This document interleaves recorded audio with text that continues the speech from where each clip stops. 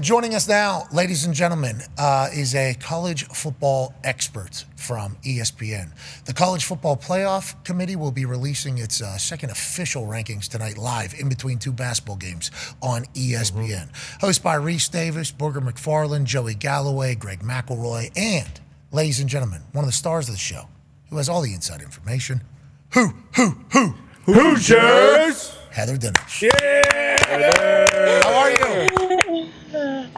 IU. Yeah, there I'm it is. good. How you doing? I'm great. Thank you so much for joining us. IU's going bananas. They're going to be ranked very high, we assume, this evening. They were 8th last week. I think AP had them at 5 on Sunday. Tonight we'll learn the College Football Playoff Committee. I can't wait to see what our Hoosiers look like. But what should we be expecting tonight? Is there any big drama coming this evening after Alabama gets that massive win, or any other happenings from this past weekend, Heather?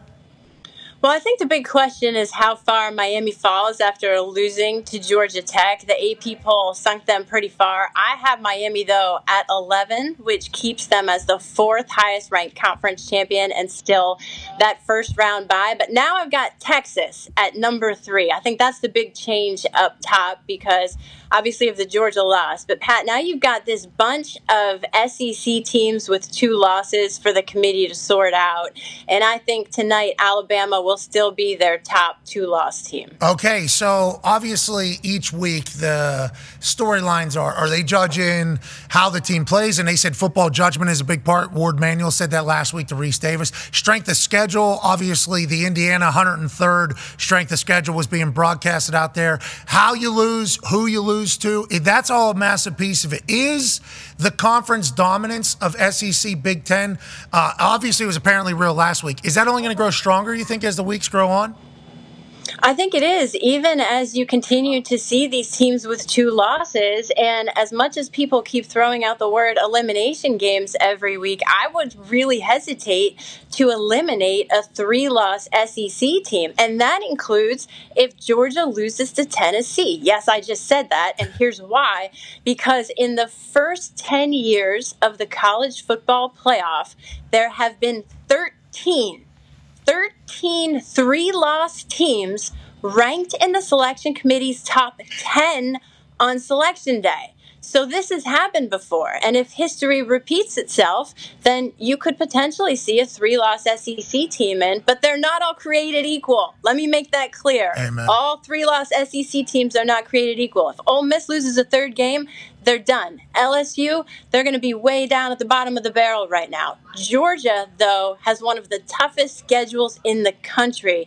That's why I treat them a little differently, and I think the committee could too. Yeah, I think that's very apparent. Obviously, their losses are all top 5 matchups whenever you get in there. Yeah. Not like, Alabama losing to Vandy, everybody thought it was over. They're the only team with 4 wins over top 25 teams. The strength of schedule is certainly an interesting one. Let's continue on that note. AP Tone has a question for you. Yeah, Heather, talking about 3-loss SEC teams. The way that I'm looking at it now, it looks like there's going to be 4 Big Ten teams, 4 SEC teams, ACC, Big 12, Notre Dame, and then the group of 5 highest ranked team.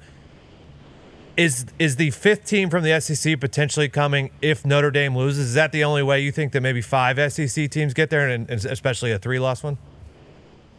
Yes, because I think if Notre Dame loses, that opens the door. But think about this, too. What if you have BYU as the runner-up in the Big 12? If you have Colorado as a 2-loss Big 12 champion and BYU's only loss is a close game to Colorado, then do you have 2 Big 12 teams in? To me, that's going to be a good debate for the selection committee. A 3-loss SEC team or a 1-loss BYU Big 12 runner-up? Okay, so I cannot wait for the drama there. And I think I heard Coach Saban say that, when there was only the 4-team playoff, there was only like 3 teams that potentially were pissed, super pissed. Florida State last year obviously took the cake of being the most mad for good reason. We understand why they would be mad. Georgia also could have been very, very mad last year. They're the back-to-back national champs, can't even get in there to defend. And they have 1 loss in 29 games or something. And they can't even get in. But, Florida State's more mad than we are. We get it. We'll be quiet. Now it spans conferences over the final couple spots is all over the place. So you got like 20, maybe 10 teams that are mad as opposed to just 2 or 3 teams that are mad. There's a chance that there's even more drama at the end, even though we've expanded the entirety of it. And I think it's good for ball. I think it's good for college ball, keeping the amount of hope. It's so fun. But with the hope comes the disappointment, which then becomes very, very loud. How many million people will watch if we could just have cameras? Watch in the room where they actually put like cameras, commercial spots. I mean, 15 million people probably watch. How many people are in the college football committee? And it's a rotating cast, right? Every 3 years stint. That's right. There are 13 people in there. It's a mix of former coaches, sitting athletic directors. There's one former sports writer, Kelly Whiteside, is in there. So it's a variety of people. But everybody always assumes that they're going to act how the previous group acted, but it's a different group, right? It's they run tenure, I think 3 years. And is it a rotating cast, or is it 3 years, same group, and then they move on?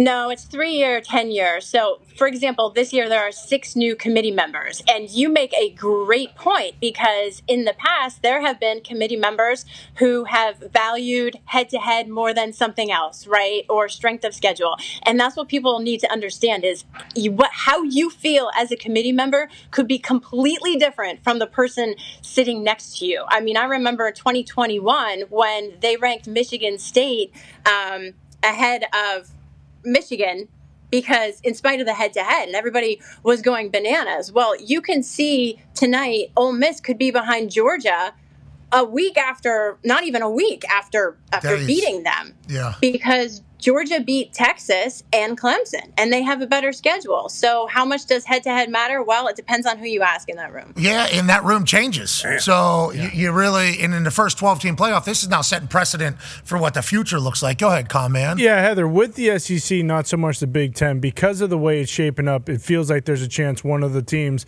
that makes the SEC championship ends up being a 3-loss team if they were to lose to a Texas or one of the other teams at the top. Are we looking at the SEC championship and the Big Ten championship as if you make it to that game, you're automatically going to get a bid, or do you think that's kind of where the 3-loss team conversation starts?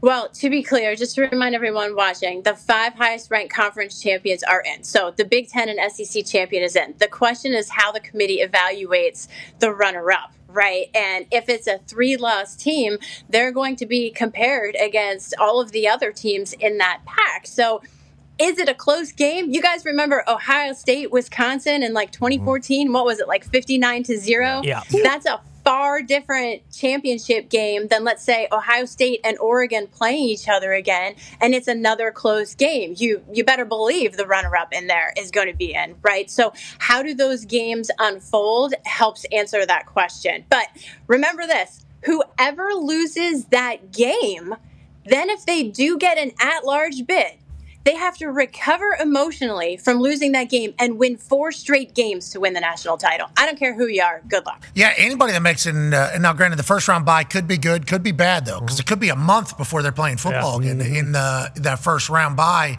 for some of the champions with how it could set up, or 3 weeks or something like that. That's a long time. I'm not saying is it rest or is it rust. If you're a top team, obviously you would hope it's rest, not rust. That home field playoff game is something I think we're all jacked up about, which leads to Ty asking you a question. Yeah, Heather, we were kind of talking about this earlier this week and a little bit last week, and obviously we'll see what the rankings say tonight. But in the case of like Indiana or some of these other schools, is there a chance that if they were to get a home game, that would be moved to potentially like a neutral site so that they can get more people in there and not have to worry about, like the catastrophe of a hotel situation? Or is it pretty much locked in that every home team game will be on campus at those schools?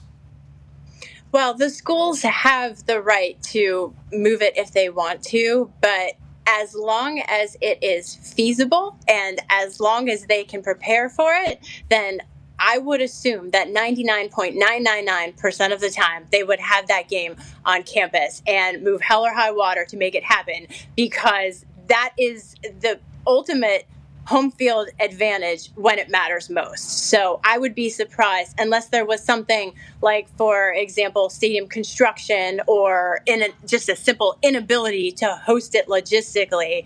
I would be shocked if anyone passed that opportunity. Yeah, the reason we even brought it up is because it was announced like last week. It might have been you. I don't remember who. It might have been you. That said every school that is in position with this ranking to have a home field playoff game has said that they will host it at their stadium and not at a neutral site. And we're like, we didn't even know that was even a thought or a theory. What a showcase of your campus. Yeah. What a showcase of your school, showcase of everything, and a showcase of college football to the world that maybe hasn't experienced it yet. I think it'll be big. Now, there's one name that's huge that doesn't have a chance to be one of the 4 champs, obviously, by their own decision. D-Bud has a question for you. Yeah, what's the path for Notre Dame, to get to the playoff? Obviously, all the things Pat said, not having a conference championship in their schedule and the matchups they have.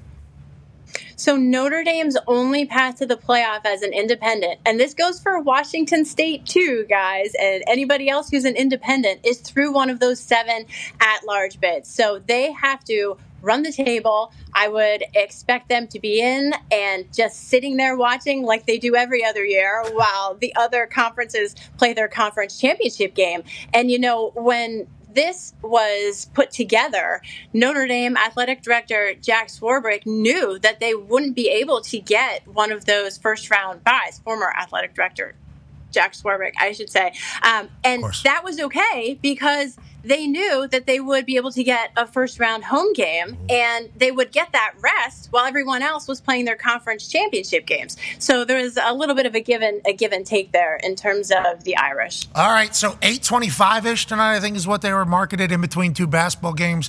The new College Football Playoff Committee bracket will be unveiled. Same with the first one's in, first one's out, yada, yada, yada. Huge night for college ball as we continue to look ahead to the 12-team playoff. Thank you for joining us. Yeah, guys, thanks for having me on. Hey, your hometown is home of Yuengling, huh? That's right, man. I didn't know that. Yuengling, America's oldest brewery. I'll get you some. Okay, hey. Hell I'm yeah. from Pennsylvania. I understand the Yuengling game. I understand the Loger. We appreciate you, ladies and gentlemen. Heather Dinich. Yeah, Heather.